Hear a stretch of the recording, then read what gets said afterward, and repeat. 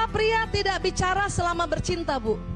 Karena itu tadi, korpus kolosumnya tipis, sehingga pria hanya dapat mengerjakan satu hal dalam satu waktu. Betul, Bu? Jadi maaf Ibu, kalau suami Ibu sedang berhubungan intim sama Ibu, dia nggak banyak ngomong, Bu. Kenapa? Nggak bisa.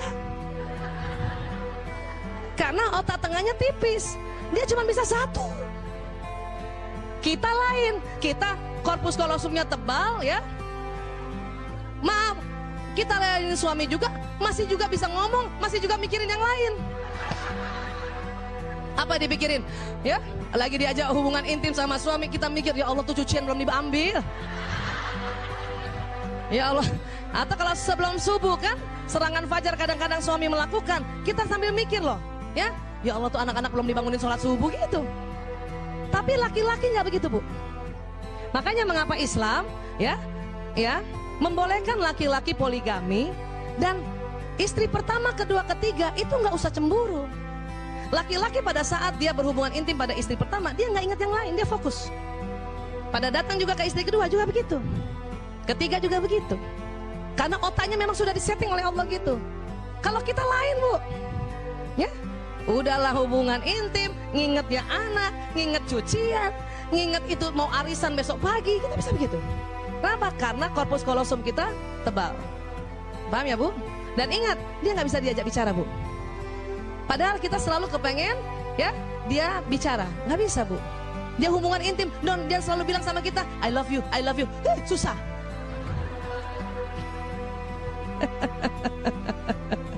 Ya.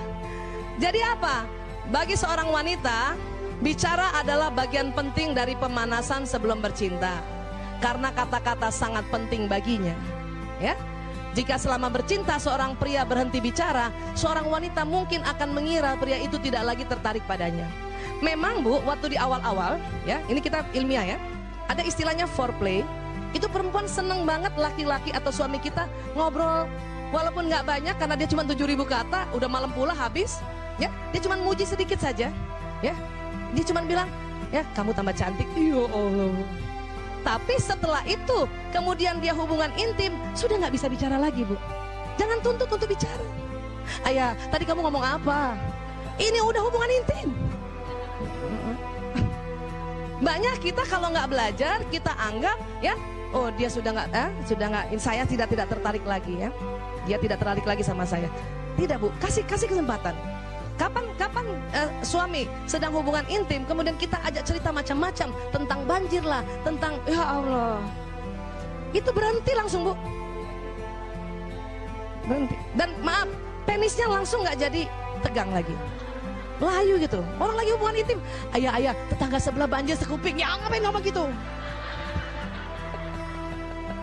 Gak usah cerita gitu. Udah diam aja, dan harus tahu bahwa oh laki-laki sedang konsentrasi, dan cuma satu saya di mukanya itu, nggak ada wanita lain, ya.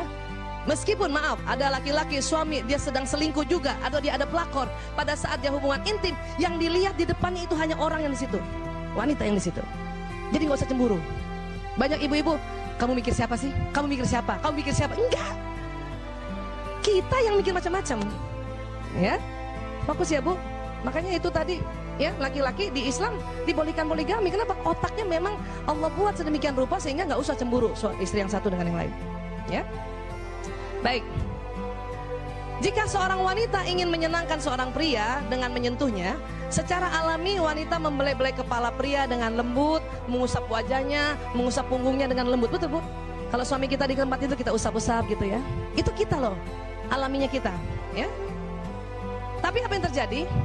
Ternyata jenis sentuhan ini hanya memiliki dampak kecil saja pada kebanyakan pria, bahkan kadang-kadang terasa mengganggu.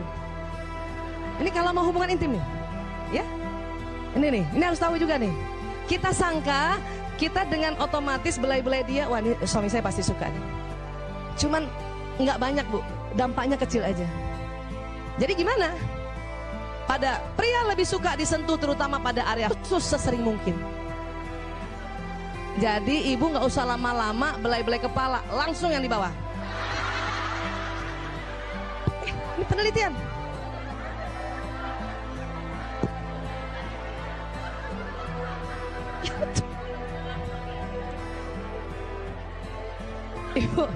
Ibu satu kali belai kepala atas, kepala bawah minta dibelai juga. Ya, harus paham ini. Nah ini sekarang, ketika seorang pria menyentuh wanita, ia akan menyentuh langsung, maaf, ke area sensual, menjamah payudara dan selangkangan. Banyak perempuan gak suka. Perempuan malah kepengennya itu tadi, belai kepala dulu, belai punggung dulu. Tapi pria karena otaknya pria nih ya, dia selalu mau to the point, maka sering dia to the point sama istrinya. Ini yang kadang perempuan marah. Ya. Tetapi disitulah kita tahu bahwa rupanya pria lebih senang yang begini. Caranya gimana Bu Aisyah? Ya kita omongkan, kita harus bicarakan. Ya, kita bicarakan. Inilah yang merupakan hal yang tidak disukai wanita. Tapi kita harus paham bahwa itu pria. Ya. Dia bukan mau kurang ajar suami kita. Itu justru dia ya, karena lagi berhubungan intim, karena sebentar lagi setelah hubungan intim, suami kita bertambah cinta. Suami kita, suami ibu. Biasaan suami kita lagi bareng dong lagi tuh. Suami ibu tambah mencintai ibu. Ya. Ketika pria dan wanita saling memberikan sentuhan sensual berdasarkan pada kepentingan masing-masing kekasih dan kepekaan kulitnya, maka hubungan mereka akan semakin erat.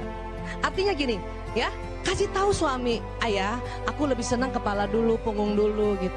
Oke. Maka dia sebelum menjamah yang area sensual, ya, suami akan menjamah yang kita minta. Nah, cuman laki-laki jarang bilang, saya lebih suka di bagian bawah, jarang. Untung ibu-ibu ikut majelis taklim. Jadi ibu kalau mau dianggap seorang istri yang pandai melayani suami, langsung tahu, nggak usah kepala, bawah aja langsung.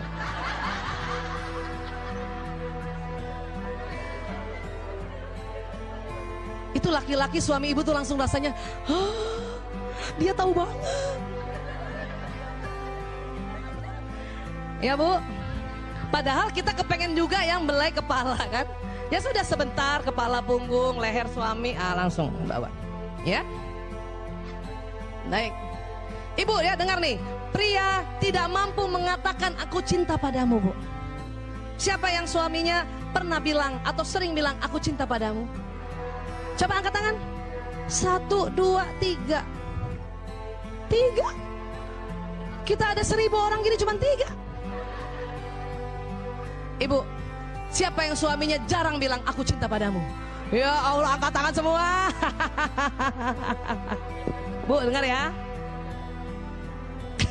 Kalau suami ibu jarang bilang aku cinta padamu, itu biasa. Tapi kalau ada suami sudah bisa bilang sama istrinya aku cinta padamu, itu luar biasa.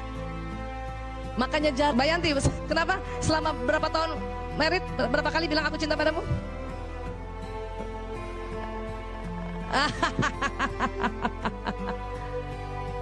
Oh gitu, itu ngeles. Kata dokter Yanti, suaminya bilang, kalau saya nggak bilang aku cinta padamu, itu berarti masih cinta. Iya, bisa aja.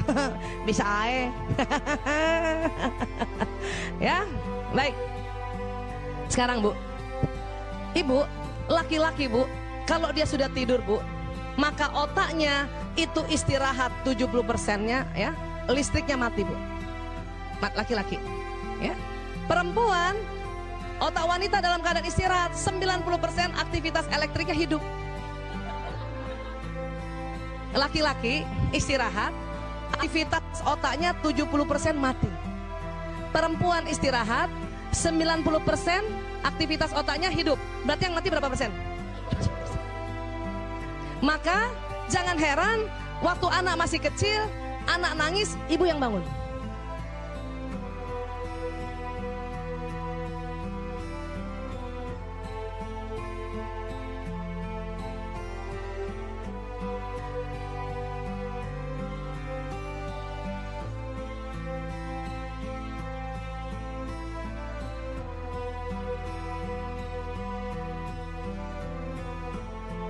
Begitu Bu. Bu Aisyah, suami saya dia yang bangun. Itu jarang banget Bu. Ya, itu luar biasa tuh kalau kayak gitu tuh. Pasti banyak belajar itu. Ya. Almarhum Gus Dur begitu. Itu jarang laki-laki begitu.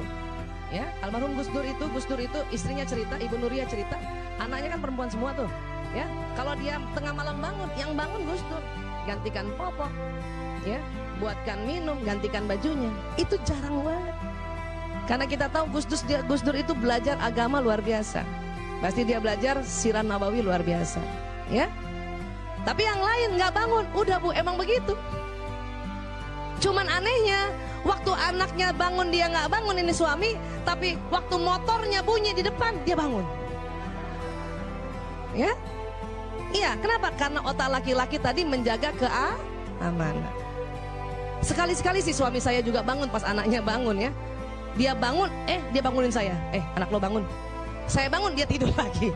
Itu aja udah syukur. Ya, Ibu tidak boleh dendam karena hal ini. Nggak boleh. Ya, kita ingat-ingat. Ya, saya punya anak 4, nggak pernah dia bantuin kalau malam. Bu, nggak cuma Ibu doang, hampir semuanya begitu.